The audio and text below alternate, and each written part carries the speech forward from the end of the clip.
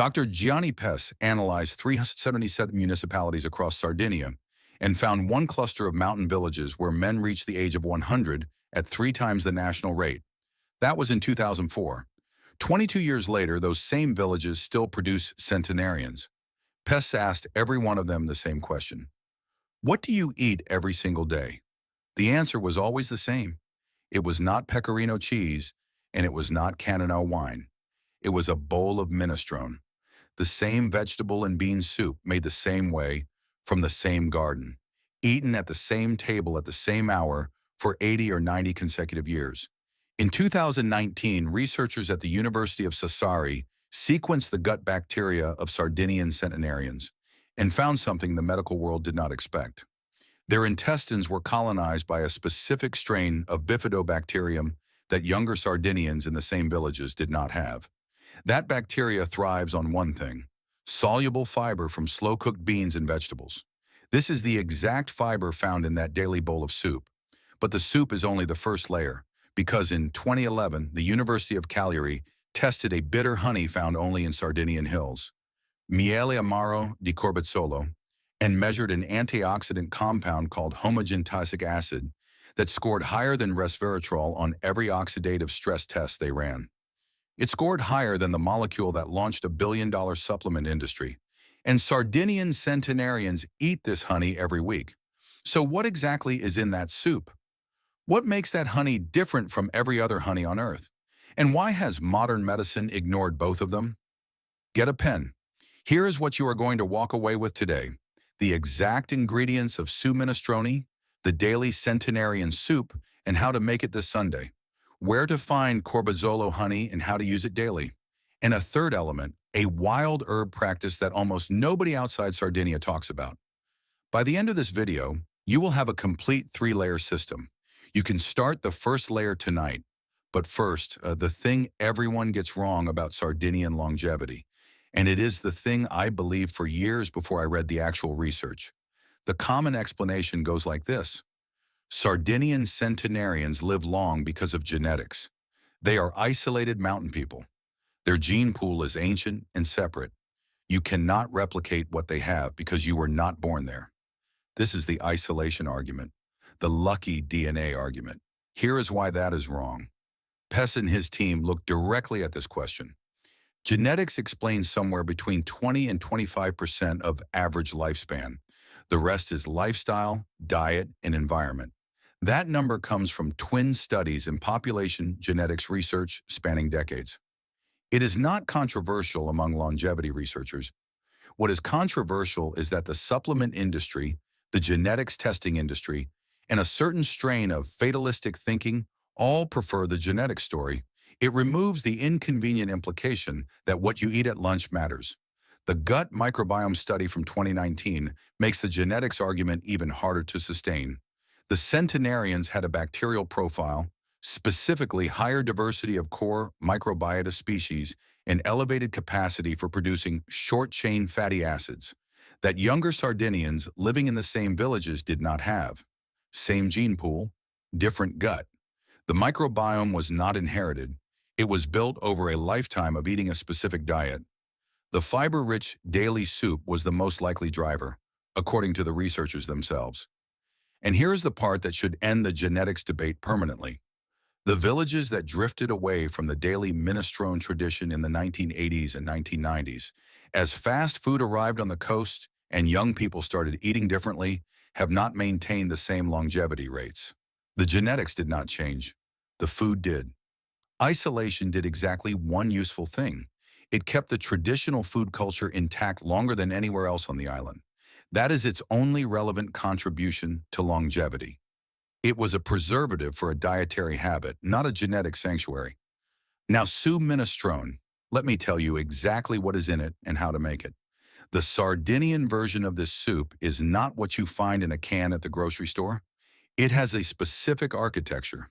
The base is always onions, carrots, celery, and garlic, sautéed slowly in olive oil before anything else enters the pot. Not browned, but softened. 8 to 10 minutes on medium heat until the onion is translucent and the kitchen smells like something important is about to happen. This step is not optional. The caramelization of the onion and carrot creates the sweetness that carries the whole soup. Commercial soups skip this because it cannot be scaled. It is the first difference. Then two types of beans, cannellini and burlati, are the closest available equivalent to what they use in Barbagia, the mountainous central region of Sardinia, where the highest concentration of centenarians lives. You can use kidney beans as a substitute for burlati. It is close enough. Canned is fine. Drain and rinse them before adding. Then the seasonal vegetables. Zucchini in summer, cabbage and chard in the colder months, potatoes year-round, and fennel when you can find it. Fresh fennel, not the seeds, gives the soup a faintly anise-like note that is distinctly Sardinian. Chickpeas, broad beans, peas, whatever the garden has. The soup uses multiple legumes at once, and this matters. Different legumes feed different bacterial populations. The variety is part of the point. One ingredient that surprises people when they read the research carefully is a small piece of salted fat bacon. A 2022 review in Maturitas written by Pes himself, along with Maria Dori, Fotini Tsafliou, and Michel Poulain, noted that the traditional Sardinian minestrone included small chunks of cured pork fat. The soup was not purely plant-based. It was overwhelmingly plant-based with a modest amount of animal fat that had been preserved with salt in the traditional way. The researchers described this as a relevant deviation from the Mediterranean model. The Sardinian diet predates the Mediterranean diet as a concept. It came from the mountains and the subsistence farming culture, not from coastal olive oil trade routes. I am telling you this because the research says it, and because honest complexity is more useful to you than a clean narrative. The soup simmers for a minimum of 90 minutes. 2 hours is traditional. That slow cooking breaks down the fiber structure of the beans and makes the nutrients more bioavailable. The cell walls of the legumes soften, releasing their contents into the broth. It also builds a broth from the vegetables themselves without any commercial stock, without sodium-loaded bouillon, and without additives. The finished soup has a thickness that comes from the dissolved starch of the potatoes and the broken-down beans. It finishes with a pour of good olive oil, a handful of grated pecorino sardo if you can find it. Pecorino romano is a reasonable substitute, and rosemary and thyme from the windowsill. The portion is 300 to 400 milli as the main meal of the day, with a slice of sourdough bread or whole grain flatbread. Not dinner. Lunch is the large meal in the Sardinian tradition, and the timing is not incidental. Eating the heaviest, most fiber-dense meal in the middle of the day gives the digestive system the full afternoon and evening to process it. This one habit alone delivers 15 to 20 g of fiber per serving. Most Americans over 60 consume 15 grams of fiber per entire day. One bowl nearly doubles that number. The centenarians eating this soup daily for decades were feeding their gut microbiome with a consistency that no supplement protocol can approximate. Open your pantry right now. Do you have a can of cannellini beans or burlati beans or kidney beans? Any of those three? If yes, you have the most important ingredients for Tier 1 already. The soup does not require a special shopping trip. It requires the decision to make it. Here is the full Tier 1 instruction, exactly as I would tell you in a kitchen. On Sunday, take 1 large pot, chop 1 large onion, 2 carrots, 3 stalks of celery, and 4 cloves of garlic. Heat 2 tablespoons of good olive oil in the pot over medium heat. Add the vegetables. Stir occasionally and let them soften for 10 full minutes. Do not rush this step. Add 1 400 jerry can of cannellini beans, drained and rinsed. Add 1 400 jerry can of burlati or kidney beans, the same. Add 2 cups of whatever vegetables you have. Zucchini and potatoes work in every season. Cabbage and chard in winter. Fill the pot with 1.5 liters of water or unseasoned homemade vegetable broth. Bring to a boil, reduce to a low simmer, leave it for 90 minutes, stirring occasionally. In the last 20 minutes, add a tablespoon of dried rosemary and a tablespoon of dried thyme, or fresh if you have them. Add a handful of small pasta or a tablespoon of pearl barley if you want more body. Season with salt at the end, not the beginning.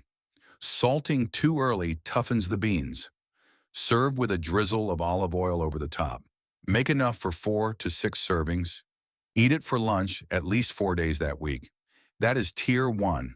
One pot, 4 lunches, more fiber in 4 days than most people get in 2 weeks. The mistake that cancels all of this is canned minestrone soup from the grocery store. I understand the appeal. It is fast, it is cheap, it is already done. But commercial minestrone uses processed stock loaded with sodium. The vegetables are overcooked into mush. The beans have been processed multiple times and their fiber structure is compromised. The benefit is in the whole slow-cooked ingredients, in the broth made from the vegetables themselves, and in the 2-hour simmer that the factory line does not replicate. The can says minestrone, but it is not Sue minestrone. Now, the piece of this that surprised me most when I first found it, more than the gut microbiome data and more than the fiber numbers, is the honey. Corbezzolo honey, or miele amaro di corbezzolo, comes from the strawberry tree, Arbutus unedo, which grows wild across the Sardinian macchia, the dense Mediterranean scrubland that covers the hillsides above the centenarian villages. The tree flowers in autumn, which is unusual. Most Mediterranean trees flower in spring. The bees harvest the nectar from October through December.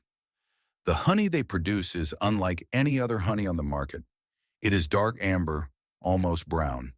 It is intensely bitter, closer to molasses than to the floral sweetness most people associate with honey. First-time tasters often assume something is wrong with it. Antonella Rosa and her colleagues at the Department of Experimental Biology, University of Cagliari, published their analysis in Food Chemistry in 2011. They tested Corbezzolo honey against every other monofloral honey available. The marker compound they identified, homogentessic acid, abbreviated HGA, showed antioxidant activity measured at 15.6 millimoles of iron-equivalent antioxidant power per gram in FRAP testing. Resveratrol, the molecule that became the foundation of the red wine longevity industry and a global supplement market worth billions of dollars, scored lower on every oxidative stress measure they ran.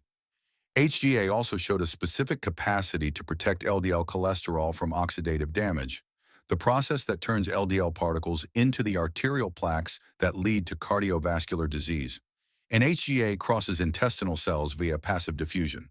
The body does not need to convert it or activate it. It absorbs directly. HGA averages 378 millimolar per kilogram in Corbezzolo honey. That number is not found in any other monofloral honey on Earth. It is unique to this plant in this ecosystem harvested in this season. Sardinian centenarians do not take resveratrol capsules. They eat a tablespoon of this honey stirred into morning tea, drizzled over fresh ricotta, or eaten with a small piece of bread, and they have done so since childhood. The practical instruction: search Corbezzolo honey or miele amaro di corbezzolo on Amazon or any specialty Italian food import site. Several Sardinian producers ship internationally. Expect to pay between $15 and $25 for a 250-degree jar. At 1 tablespoon daily, that jar lasts 3 to 4 weeks. That is the cost of a cup of coffee every few days. Take it in the morning, stir it into warm water, not boiling, because high heat degrades the phenolic compounds. Or eat it straight from the spoon, or drizzle it over plain whole milk yogurt or fresh ricotta. 1 tablespoon every morning. The mistake here is buying resveratrol supplements as a substitute, which is exactly what the supplement industry would prefer you to do. The absorption mechanism is different. Isolated resveratrol has notoriously poor bioavailability. Studies consistently show that most of it passes through the digestive system without being absorbed in meaningful amounts. Homogentessic acid from Corbezzolo honey absorbs through passive diffusion, a fundamentally different pathway. You cannot replicate it with a capsule. The Sardinians found this compound not through biochemistry, but through centuries of eating what the landscape offered. The biochemistry simply confirmed what they already knew.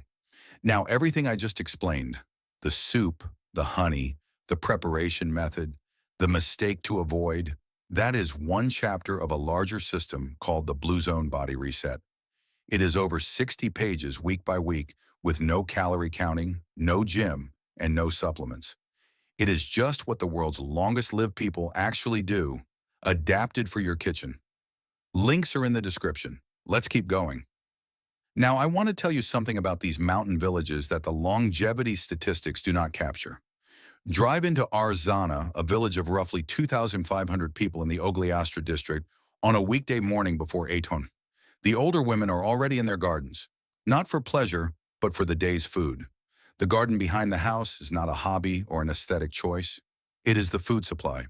Tomatoes and zucchini and beans in summer, cabbage, chard, and wild fennel through winter. The soil has been worked by the same families for generations. The same seeds are saved each year from the strongest plants. When researchers asked centenarians in Ogliastra what they attributed their long life to, the answers were strikingly consistent. We eat what we grow. We walk everywhere. We do not hurry. That last phrase appeared in interview after interview, across different villages and across different decades of research. Non ci affrettiamo. We do not hurry. The minestrone is the physical expression of that unhurried pace. It cannot be rushed.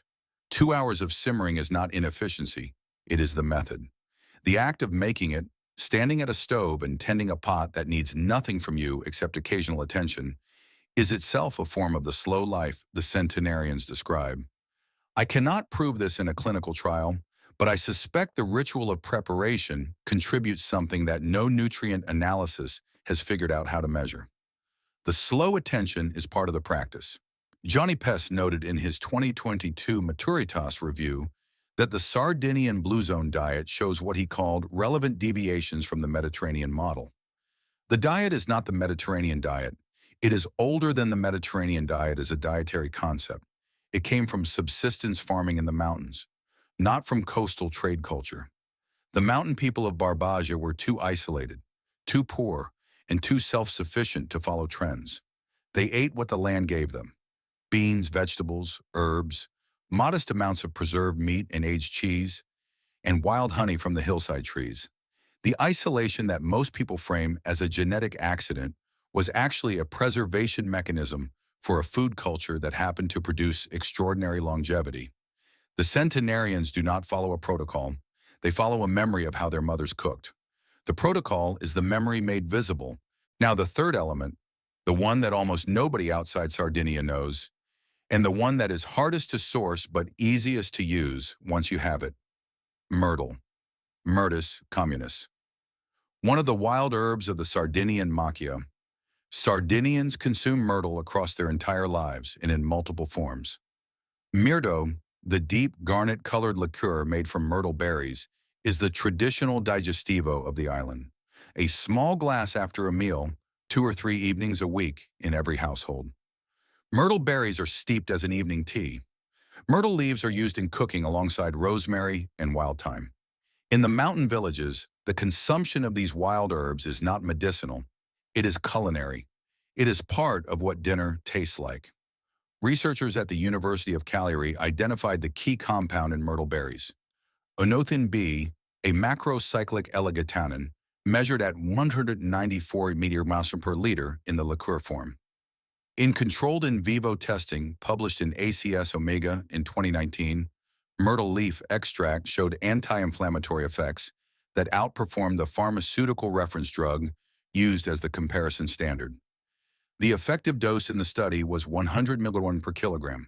The centenarians do not reach that dose from their small evening glass of myrto or their myrtle berry tea. What they have instead is consistency. Small amounts every evening for 60 years. That is the pattern the research struggles to capture, because clinical trials are not designed to measure what 60 years of low-dose consistent exposure does to an inflammatory baseline. But the population data from Ogliastra gives you the outcome even without the mechanism fully mapped.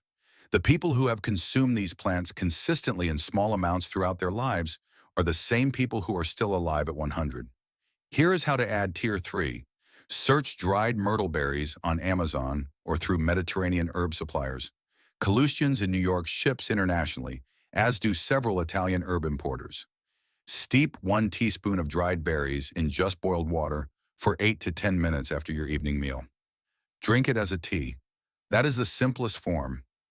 If you have an Italian specialty store nearby, look for Myrto liqueur. 1 small glass, 30 to 40 ml, after dinner 2 or 3 times per week is the traditional form. Either works. Separately, a rosemary plant and a thyme plant on your kitchen windowsill cost under $5 each. They last for years with minimal care. Add fresh rosemary and thyme to eggs in the morning, to roasted vegetables, or to olive oil you pour into a small dish for bread.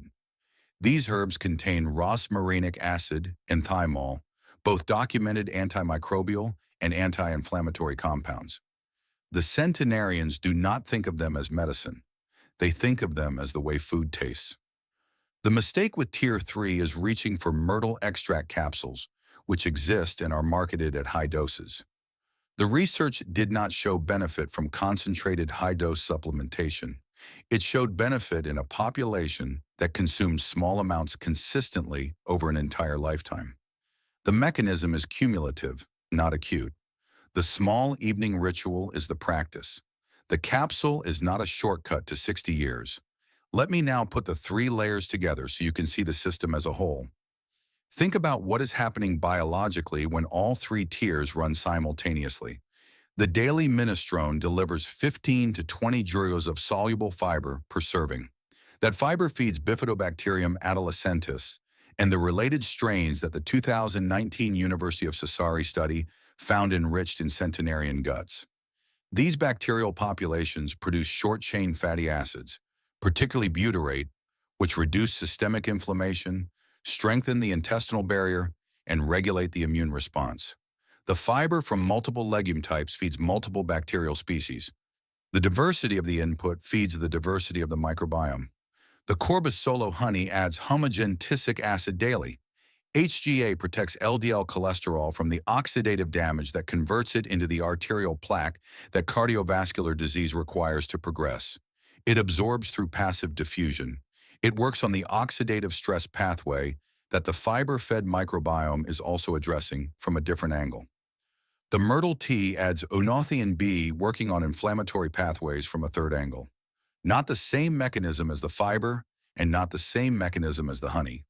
A third input running quietly in the evenings. Three mechanisms, three sources, all from food, all cheap, all practiced in the same mountain villages for generations before any researcher arrived to measure them. This is not a list of health foods assembled by a nutritionist. It is an ecosystem that evolved in one specific place and lasted long enough to produce measurable longevity outcomes. The system works because the parts amplify each other. The fiber feeds the microbiome that reduces the inflammation that the honey and the myrtle are also targeting. Remove one layer and the others still work, but less. Keep all three and you have what the centenarians built without knowing the biology. Notice your energy level in the afternoon today.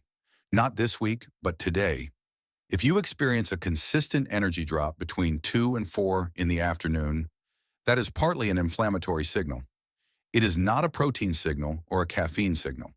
The chronic low-grade inflammation that modern diets maintain runs like background noise, and the afternoon slump is one way the body announces it. The soup, the honey, and the myrtle are all working on that background noise. The change you notice first is often the quieting of it. Here is what to expect and when. Within the first 72 hours of eating the minestrone daily, the gut bacteria begins shifting. You will not feel this. The fiber is feeding bacterial populations that have been underserved. This is the quietest part of the change. It requires nothing from you except continuing to make the soup. After your second grocery run, roughly 2 to 3 weeks in, the pot of soup becomes a habit rather than a decision. You make it Sunday without thinking about whether you are going to make it. The transition from decision to habit is the moment when the biological benefit starts to compound because consistency over time is what built the centenarians' microbiome profiles. They never decided to eat minestrone. They just ate it. After 60 days with Corbus Solo honey daily, you are accumulating HGA's protective effects on LDL oxidation. The clinical timeline in living humans at this dose is not mapped to a specific day. The 2011 study measured activity in vitro. What the centenarian data gives you is a direction and a duration. Long exposure starting as early as possible. The morning you stop consulting the recipe, when the soup is just something you make on Sundays, that is the milestone that matters most. The Sardinian centenarians never looked up the protocol. They did not know it was a protocol. The practice became invisible through repetition, the way breathing is invisible. That is what you are building toward. Before you do anything else this week, one action, only one. Go to the grocery store and buy cannellini beans, 1 can. Borlotti or kidney beans, 1 can. 1 onion, 2 carrots, and 3 stalks of celery. That is the base of Sue minestrone. On Sunday, make the pot. That is the whole instruction. A woman in Arzana who lived past 100 made that same pot every Sunday for 9 decades. She did not measure the fiber content. She did not track the antioxidant compounds. She made the soup the way her mother made it in the same pot, at the same hour, in the same kitchen that smelled like rosemary and olive oil. The practice was ordinary. The outcome was extraordinary. Subscribe to the Blue Zone Way.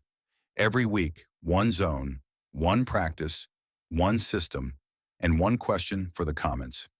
Did you already have any of these 3 ingredients in your kitchen before today? I am genuinely curious how many people are already closer to this system than they realize. The practice becomes the person. If this story changed how you view the simple ingredients in your kitchen and the potential for a longer, healthier life, please subscribe and like the channel. We are uncovering the history and the habits that have been overlooked for too long. Plant the seeds of your future today. The next treasure of longevity will be revealed soon.